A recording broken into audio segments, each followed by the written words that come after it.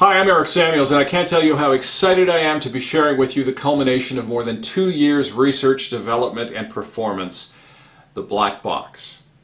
The Black Box is a Q&A system that allows you to step on stage with your entire Q&A act ready to go. And I'm not talking about Barnum statements, one-aheads, peaking billets, or any of the traditional methods employed in Q&A. I'm talking about stepping on stage knowing exactly which audience questions, legitimate questions from the audience, you're going to answer and in which order. Here's how my presentation works. As people enter the venue, they're invited, if they'd like to participate, to write down a question about their future they'd like to have answered and drop it into the box at the front of the stage. Now, let's talk about what they write on. A traditional billet is fine. If you want more information, you can use a full-size index card. If it fits inside the slot at the top of the black box, you're good to go. You could even have pre-printed billets if you want specific information to be conveyed to the audience. You could even use plastic cards with dry erase markers if you so choose. And speaking of markers or writing implements, pencils, pens, Sharpies, just about anything goes with the black box. So, before the show, they've written down their question. When the time comes, I step on stage, I begin my show, and when I get into the Q&A, I review what happened. You were asked to write down questions about your future if you wanted to have them answered, how many people participated, hands are raised, good, and I want to make sure this locked box has been in plain view the entire time. Neither I nor anyone else has tried to access it. Is that correct? People in the audience confirm that to be true. It's been in their line of sight since they sat down. I then explain that I'd like to try and answer some of your questions now, but I don't want to go near the box. So I bring someone on stage. They can be completely randomly selected or someone specific you'd like. There are no stooges employed at any point in the black box. That person is handed the key, asked to unlock the box, open it up, reach inside and remove a question and hand it to me. Keep it face down so I can't read it. Crumple it up, in fact, if you want, put it in my left hand. I send them back to their seat and I begin my first answer. When I'm done with my first answer, I take the billet to someone in the front row and have her read the question. It matches the answer I gave perfectly. I then say, "Can you tell us the first name of the person who asked the question?"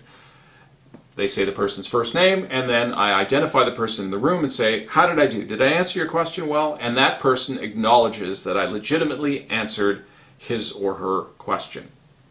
How's that for a starting point? We've done two things. First, anyone thinking, interesting box, I wonder if there's something special about it. How could there be if I handed someone the key, had them open it, look inside, reach in, and grab one of the slips of paper? Two, we've legitimately answered a question that came out of the box and connected that question with an audience member. Pretty strong. But how about this? For the next question, I walk away from the box, step into the audience, walk directly up to someone, identify that person by name, and begin to answer her question.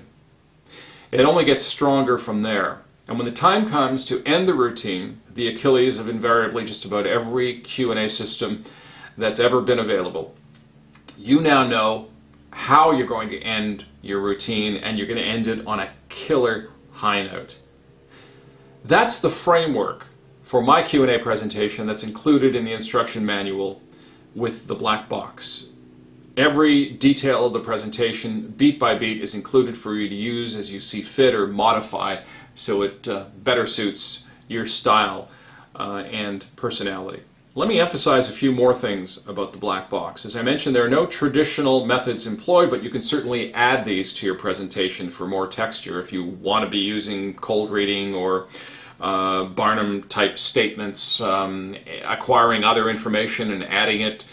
All those are possibilities that are available to you, but totally unnecessary. This will provide you with legitimate questions that are asked by members of your audience. As I said, there's no stooging involved, there's no assistant required. This is designed entirely as a one-person operation. There's no pre-show in the traditional sense, except that they're writing questions before the show begins. As I said, there's no funny work on stage. If you want to do my presentation, there's one minor move, but it's not really even a move that I explain in great detail, and it's not even necessary to do the presentation. The point being that you can go on stage uber clean to the point where I don't even have notes on stage. I need to remember a few simple things in my mind, and there's no writing pads, funny contraptions, writing things down, umming and ahhing, and trying to catch up with the information that you need to disseminate to the audience. It's all locked down before you step on stage. How does it work? That's the million-dollar question, isn't it? And on this video, which we've done our best to password protect and make sure that its circulation is controlled, I still don't want to get into the nuts and bolts of the black box system for reasons I'm sure you can appreciate. But I extend this offer to you. If you want to know more about the black box, including its workings, I'd be happy to discuss that one-on-one with you.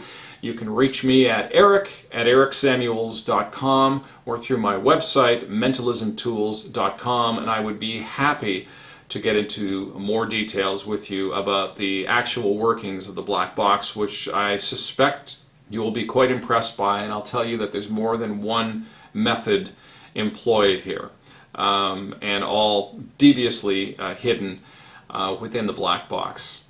On that note, there were a few people who helped me to get to this point of being able to present this to the mentalism community, and I want to mention special thanks to Dave Moses, Luc Germain, and Craig Filicetti.